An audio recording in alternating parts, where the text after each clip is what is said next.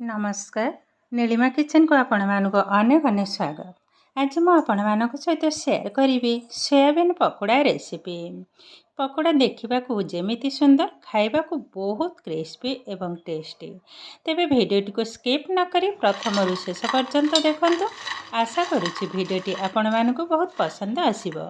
तेबे आरंभ करिबा आज रही मजेदार soybean pakora recipe. Gas on करी बसई नेबी गोटे पैन रे किछिटा पानी। पानीटा भल भाव गरम हवा दरकार। एबे देखंतु पानीटा भी गरम हो गलानी। आधे गोटे गिना सोयाबीन की पकई नेबी। सोयाबीनटा भल भाव सिझे गला परे आधेरु पानी को भल भाव चिपुड़ी की गोटे बाउल रे उठे नबा। सबु जाक उठे नेले आधे किछि मसला मु ऐड करिबी जो थिरे अछि आंब कसी अदा एवं कंचा लंका पकई नेबी। एबे दे दबा स्वाद अनुसार लुण, सामान्य टिके हल्दी पाउडर, रेड चिली पाउडर, कलरटा बहुत सुंदर आसीबो। दे दबा हेंगु, एबे गोटा जीरा। एबे भल भाव सब जाक आग मिसई नबा। तो ए भली मिसेबा द्वारा सोयाबीन भीतर मसलाटा भल भाव सेट हो जिवो जो पकोड़ाटा खाइबा को बहुत टेस्ट लागिबो। एबे देखंतु सुखिला उपकरण सब मिसई नेली। एबे आधे मिसई दबा 2 टेबल स्पून बेसन टाक मु आगर भल भाव चलई नहीं बेस। एबे आधार देदेबा गोटे टेबल स्पून कॉर्नफ्लोर पकेले बहुत क्रिस्पी बनिबो। आग सुखिला उपकरण ए भली भाव मिसई नबा। तापरे पानी देबी।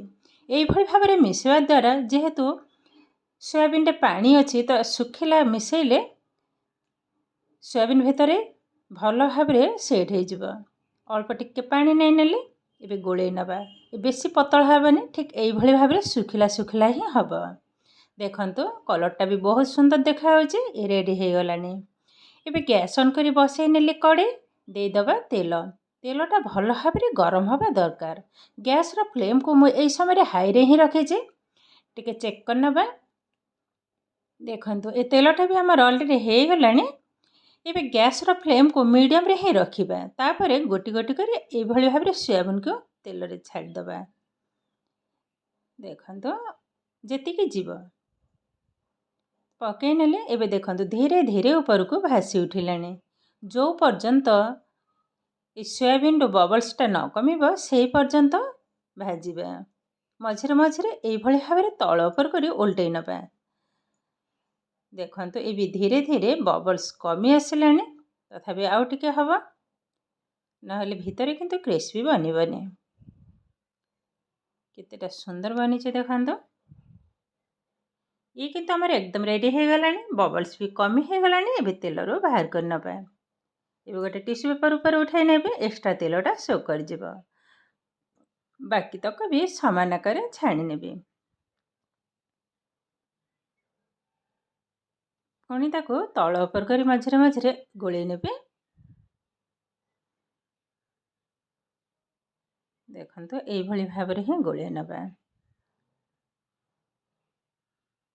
देखंतु मु गोटे प्लेट रे मते उठाई नउची। आरो साउंड रो मते जानि पारथबे केतेटा क्रिस्पी बनेची। तो सब जाक मु आरी भितर छाणी नेची। देखंतु केतेटा क्रिस्पी बनेची। बहुत सुंदर बनेची। एबे गोटे खाई कि मते देखौबे केमिति क्रिस्पी बनेची। आ वर्षा पागरे ए गरमा गरम चा सहित ए कुड़मुड़िया सोयाबीन पकोड़ा रहिले चा पीबाटा जमी जिवो। तो ए किंतु हमारा प्रस्तुत हो गला आजिर सोयाबीन पकोड़ा रेसिपी। आजिर भिडियोटी आपण मानकु केमिति लागिला कमेंट करबा को जमा भी भूलिबेनी। आउ जदि भिडियोटी भल लागे लाइक करिवे, शेयर करिवे, सब्सक्राइब करिवे। एमिति आउरी नुआ नुआ भिडियोर नोटिफिकेशन पाइबा पई पाखरे थिबा बेल आइकन को क्लिक करिवे। ताहेले आज पई रहुचे। पुणी देखा हबो आउ एक नुआ भिडियो रे। नमस्कार।